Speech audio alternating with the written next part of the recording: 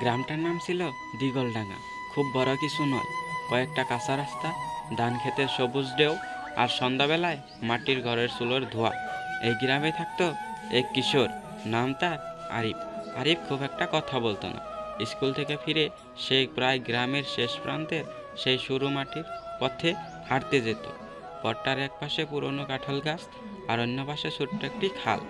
সন্ধ্যার আলো পড়লে খালের জলে আকাশটা যেন নেমে আসত।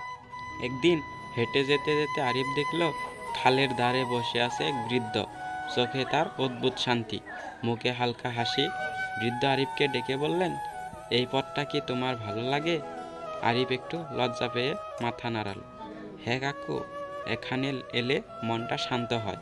বৃদ্ধ হেসে বললেন, এই পথ অনেকের মন শান্ত করেছে, কিন্তু যারা থামে তারাই আলো খুঁজে পায়।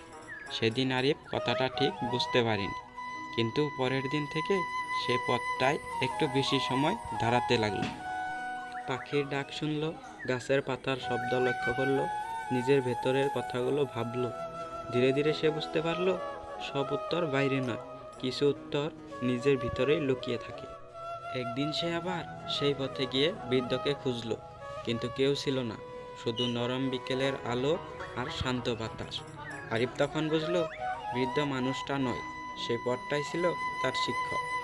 নীরব পথই তাকে দেখিয়েছিল জীবনের আলো।